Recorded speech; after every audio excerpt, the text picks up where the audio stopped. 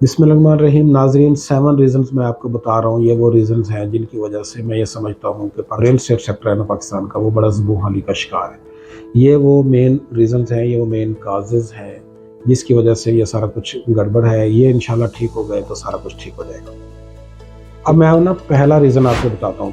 पहला रीज़न ये है कि पाकिस्तान की ना पॉलिटिकल सिचुएशन, पाकिस्तान की जो इस पॉलिटिकल सिचुएशन है, स्पेशली पिछले 1 साल 1.5 साल से जब से ये गवर्नमेंट चेंज हुई है, तो एक गुम की सूरत हाल की वजह से आप कह लें कि ना बाहर के किसी इदारे ने पाकिस्तान के ऊपर किया प्रेशर, ना उन्होंने अभी खुला के पाकिस्तान में पैसे भेजे, ना पाकिस्तान के अंदर जो इन्वेस्टर था उन्होंने पैसे निकाले। जिन लोगों के पास जो पैसा था वो उसको काबू करके बैठ गए।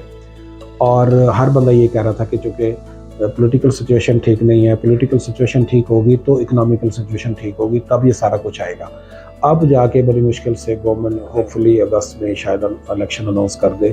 इलेक्शन होगा, नई गवर्नमेंट आएगी, पॉलिटिकल सिचुएशन ठीक होगी, तो आप ये कह लें कि होपफुली इंपोर्ट एक्सपोर्ट भी ठीक हो सकती है, बाकी मामला भी ठीक होंगे। पॉलिटिकल सिचुएशन जो कि पाकिस्तान में ख़राब हुई है, ये एक मेन रीज़न रही है जिसकी वजह से प्रॉपर्टी काफ़ी डिस्टर्ब हुई है। सेकंड रीज़न है जी पाकिस्तान की इकोनॉमिक सिचुएशन। पाकिस्तान की इकोनॉमिक सिचुएशन ये है कि जैसे ही नई गवर्नमेंट आई थी, हालात ख़राब होते गए, डॉलर अचानक शूट कर गया, पाकिस्तान को इंपोर्ट एक्सपोर्ट क्लोज़ करना पड़ी, एलसीज नहीं ओपन हो रही थी, आईएमएफ पाकिस्तान पे इतबार नहीं कर रहा था। अब जाके आईएमएफ ने भी इतबार किया, उन्होंने कुछ पैसे दिए, लेकिन आईएमएफ के दबाव पे बहुत ज़्यादा पाकिस्तान पे टैक्सेस भी लगाए गए, जिसको ना लोग अभी एक्सेप्ट कर रहे हैं, ना वो पॉसिबल होता नज़र आ रहा है। होगा तो सही, पता नहीं क्या होगा, लेकिन उससे फ़र्क बहुत पड़ा है। तो ये जो सेकंड रीज़न है ना, वो पाकिस्तान की जो इकोनॉमिक कंडीशन है ना, इसकी वजह से भी कह लें कि रियल एस्टेट सेक्टर पे बहुत ज़्यादा असर हुआ है और लोग कह लें कि काफ़ी ज़्यादा डिस्टर्ब हुए। थर्ड रीज़न है जी पाकिस्तान में डॉलर का एक्सचेंज रेट।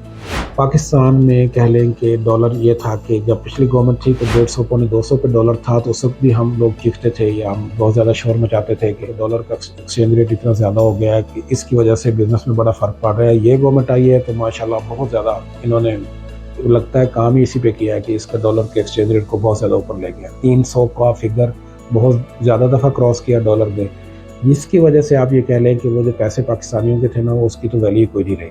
और वो लोग जो बाहर हैं वो पाकिस्तान में पैसे नहीं भिजवा रहे, वो कहते हैं चले जी हमारे पास पड़े हैं, यही पड़े बढ़ रहे हैं तो चलो ठीक है। एक्सपोर्ट इम्पोर्ट में बहुत ज़्यादा फ़र्क पड़ा है और चीज़ें बहुत ज़्यादा महंगी हो गई हैं।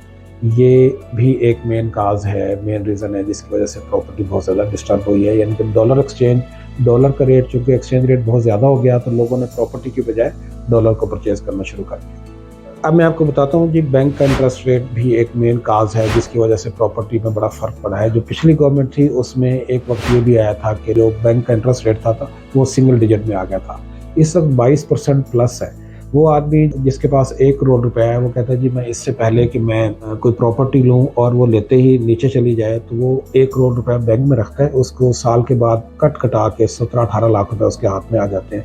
तो वो कहता है जी मैं बगैर मेहनत किए बैंक में, सच्ची सी बात है, ये सूद है और सूद हराम भी है, लेकिन इस वक्त कोई बंदा ये बात नहीं देख रहा। वो कह रहा है जी मैं बैंक में पैसे रखूँगा और मुझे कोई फ़िक्र भी नहीं है, परेशानी भी नहीं है, और पैसा भी मेरे अपने ही हाथ में है दूसरे अल्फाज में, और वो अपना इंटरेस्ट उससे ले रहा है और अपने रोज़ी रोटी को चला रहा है। ये भी एक मेन वजह है। जब कभी दुनिया में किसी भी जगह जब आप बैंक का इंटरेस्ट रेट बढ़ाते हैं तो सारा पैसा बैंकों में चला जाता है और बिज़नेस में कम पैसा आता है। ये एक बहुत बड़ी वजह है जिसकी वजह से प्रॉपर्टी काफ़ी डिस्टर्ब हुई है। मैं आपको जो 5वां रीज़न बता रहा हूँ, पाकिस्तान में जो ओवरसीज़ पाकिस्तानी है ना, उन्होंने पाकिस्तान में पैसा भिजवाना तकरीबन बहुत थोड़ा कर दिया। इससे पहले ये था कि जब पाकिस्तान में बिज़नेस के हालात अच्छे थे तो ओवरसीज़ पाकिस्तानी पाकिस्तान में पैसा भिजवा रहे थे, और उससे क्या होता है कि यहाँ का लोकल इन्वेस्टर भी पैसा देता है, बाहर से भी पैसे आ रहे थे, तो उसकी वजह से भी रियल एस्टेट सेक्टर बहुत अच्छा चल रहा था। अब मैं आपको वजह बताता हूँ कि ओवरसीज़ पाकिस्तानी पाकिस्तान में पैसा क्यों नहीं भिजवा रहा है। उसकी वजह ये है कि अगर मैं 2 साल पहले की बात करूँ, वो बंदा जिसने 1 करोड़ रुपया एक्सचेंज करवा के पाकिस्तान में 1 करोड़ रुपया भेजा, उसने यहाँ पे प्रॉपर्टी ली। इस वक्त प्रॉपर्टी का ये हाल है कि वो 1 करोड़ रुपए वाली प्रॉपर्टी हो गई है 50 लाख रुपए की, तो उसका 50 लाख रुपए का लॉस हो गया। वो अब ओवरसीज़ पाकिस्तानी ये सोचता है कि अगर यही पैसा मेरे पास होता इस वक्त, तो उसका एक्सचेंज रेट इतना ज़्यादा हो गया कि वो 1 करोड़ की बजाय वो 2 करोड़ रुपए हो जाते हैं। तो वो अपने आप को वो समझते हैं लॉजिकली कि हमें तो 100% का लॉस हो गया कि हमने पहले पैसे भिजवाए اور پیسے بھجوائے، اس سے پراپرٹی لی اور پراپرٹی اتنا زیادہ لاس کر گئی. آپ یقین کریں کوئی 50% پراپرٹی لاس کر گئی ہے اس وقت پاکستان میں. تو ایک یہ وجہ بھی ہے کہ اوورسیز پاکستان میں زر مبادلہ نہیں بھجوا رہے. وہ کب بھجواتے ہیں یہ خیر ان کو ہی پتہ ہے، لیکن یہ ہے کہ جب ملک کے حالات ٹھیک ہوں گے، یہاں پہ ادارے پراپر اپنا کام شروع کر دیں گے تو انشاءاللہ وہی پیسے بھجوائیں گے. اوورسیز کا پیسہ پاکستان میں آئے گا تو پراپرٹی بہتر ہوگی. میں آپ کو 6 ریزن اس کا وہ یہ بتا رہا ہوں کہ ریل اسٹیٹ سیکٹر پہ اتنا زیادہ انہوں نے ٹیکس لگا دیا ہے کہ آپ یہ کہہ لیں کہ فائلر اور نان فائلر کا جب ایک پلاٹ وہ ٹرانسفر کروانے جاتے ہیں اور وہ نان فائلر ہیں تو 24-25% آپ کہہ لیں کہ بن جاتا ہے. 1 کروڑ روپے کی یا 1.5 کروڑ کی پراپرٹی آپ ٹرانسفر کروائیں گے تو آپ کو 20-25 لاکھ روپے جب ٹیکس دینا پڑتا ہے تو اتنی ہی بڑی مشکل سے سال 1.5 سال میں اپریسیشن ہوتی ہے کسی اس میں کیا کہتے ہیں کہ پراپرٹی میں. اور جب وہ 20-25 لاکھ ابھی دیں گے، جب وہ بندے نے بیچنا تب دیں گے تو وہ کمائے گا کیا، اور لوگوں کے پاس تو اب خیر پیسہ بھی نہیں ہے. تو ایک مین ریزن یہ بھی ہے کہ پراپرٹی پہ اتنا زیادہ ٹیکس لگ گیا ہے کہ لوگ جو پہلے یہاں پہ کوئی چیز لے لیتے تھے ان کو بڑا مائنر سے ٹیکس دینا پڑتا تھا، اب وہ بہت زیادہ میسو ٹیکس ہونے کی وجہ سے وہ اب اس سائڈ سے نکل گئے ہیں. تو مائٹ بھی کہیں اور انویسٹ کریں گے، لیکن اس وقت تو انویسٹمنٹ کی خیر ہے وہ حالات بھی نہیں ہے. ایک یہ بھی ایک مین ریزنز ہے. اس پہ پچھلے دنوں کہہ لیں کہ ڈیلرز ایسوسیشن کی طرف سے ایک بہت بڑا احتجاج بھی ریکارڈ کروایا گیا ہے اسلام آباد پریس کلب میں. ہم خود اس میں گئے تھے اور گورنمنٹ سے ریکویسٹ کی گئی ہے کہ آپ اس ٹیکس کو کم کریں، لیکن میرا خیال ہے کم ہوتا نظر نہیں آ رہا. اور اگر یہ کم نہیں ہوگا تو پراپرٹی کی سیل پرچیز نہ ہونے کے برابر رہے گی.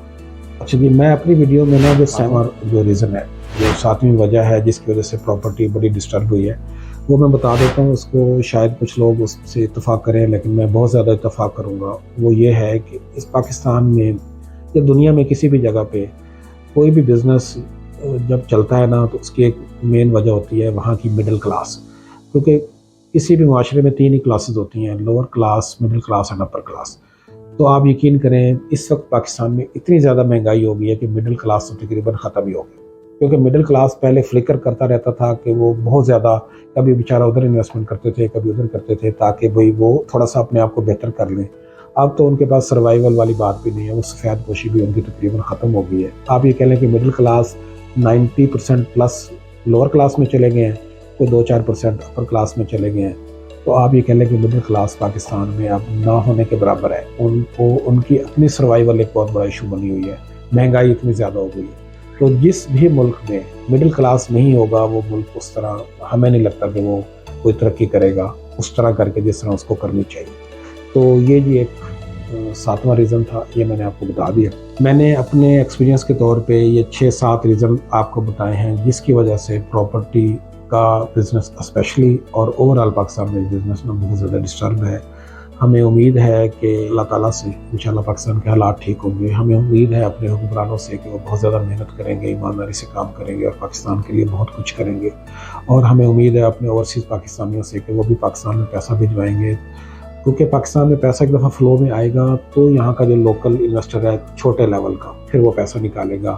مارکیٹ میں پیسہ سرکولیشن میں آئے گا تو بزنس چلے گا، چاہے وہ کوئی بھی ہو.